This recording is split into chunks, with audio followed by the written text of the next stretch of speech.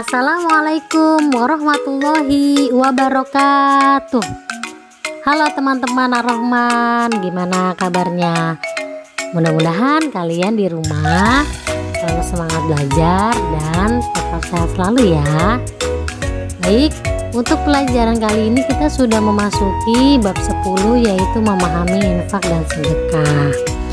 Sebelum kita mulai, mari yuk sama-sama kita baca surah Al-Fatihah agar kita dimudahkan dalam memahami pelajaran. Al-Fatihah.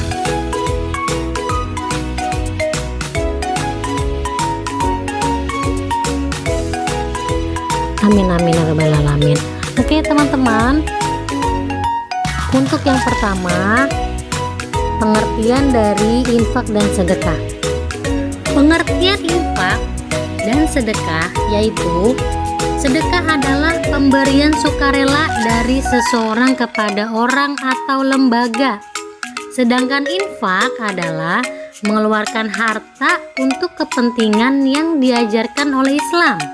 Misalnya memberikan infak kepada fakir miskin, saudara, orang tua, masjid, sekolah, dan lain sebagainya. Jadi pengertian sedekah dengan infak itu sebenarnya sama, hanya saja sedekah itu lebih luas daripada infak ya. Sedekah itu tidak hanya menyangkut harta atau uang ya. Sedekah itu bisa saja dengan tenaga, pikiran, senyum, zikir, dan amar ma'ruf nahi munkar. Misalnya ketika kamu membantu mengangkat barang temanmu, itu sudah berarti sedekah loh ya. Kemudian ketika kamu mengajari temanmu dalam belajar, itu juga sama dengan bersedekah. Kemudian ketika kamu memberikan ide atau solusi terhadap masalah temanmu, itu juga adalah sedekah. Sekarang kita masuk ke bagian B tentang perbedaan zakat, infak, dan sedekah. Perbedaan zakat, infak, dan sedekah. Apa sih perbedaan antara tiga tersebut? Yuk kita simak bersama-sama. Perbedaannya adalah, yang pertama, hukum zakat adalah wajib, sedangkan hukum infak dan sedekah adalah sunnah. Yang kedua, waktu pembayaran atau pemberian. Kalau zakat dibayarkan pada waktu tertentu, misalnya zakat mal dibayarkan setelah mencapai haul atau sudah mencapai 1 tahun, sedangkan zakat fitrah dikeluarkan pada bulan Ramadan sebelum sholat Idul Fitri.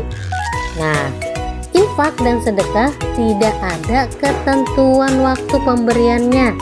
Orang bebas berinfak atau bersedekah kapan saja. Yang ketiga, nisab atau batas ukuran ya. Nisab hanya berlaku bagi zakat, sedangkan infak dan sedekah tidak ada batasnya. Berapapun harta yang kita miliki boleh kok diinfakkan atau disedekahkan ya. Seperti di bab sebelumnya yang sudah kita pelajari di zakat, itu setiap harta seperti emas, perak itu sudah ada ukurannya, sudah ada nisabnya ya. Kalau infak, sedekah itu tidak ada ukuran. Seberapapun yang kita miliki, kita bisa berikan ke orang lain. Oke. Yang keempat, penerima zakat sudah ditentukan, yakni 8 asnaf. Sedangkan penerima infak dan sedekah tidak ditentukan, sehingga dapat diberikan kepada siapa saja sesuai dengan ajaran Islam. Seperti itu. Selanjutnya, hikmah infak dan sedekah. Allah menetapkan infak dan sedekah pasti memiliki tujuan yang mulia. Tujuan tersebut adalah untuk kemaslahatan manusia, yaitu agar manusia dapat hidup bersama dengan aman, tentram, dan bahagia.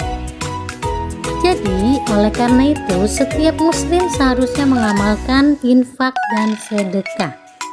Sebenarnya inti dari infak dan sedekah ini adalah saling berbagi antara yang kaya dan yang miskin, antara yang kelebihan harta dan yang kekurangan harta, agar saling menolong dalam kebaikan dan ketakwaan.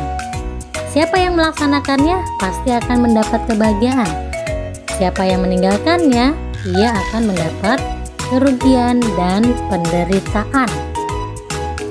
Apa aja sih hikmah dari infak dan sedekah? Yuk kita simak bersama-sama.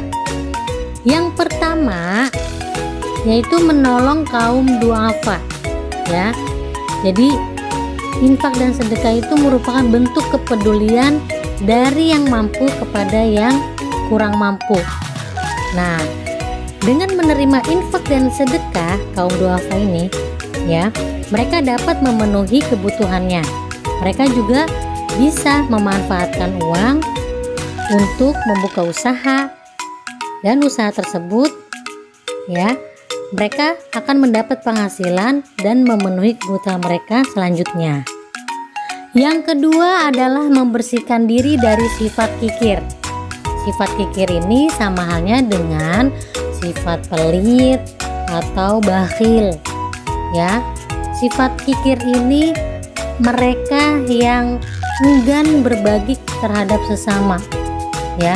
Mereka menahan hartanya untuk diri mereka sendiri, tidak ada kepedulian terhadap sesama.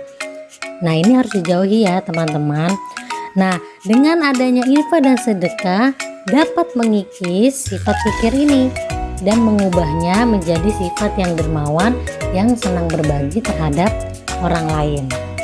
Yang ketiga, menghindari timbulnya kejahatan di masyarakat, ya, karena orang kaya yang tidak mau membantu tetangganya yang miskin dapat menimbulkan kesenjangan.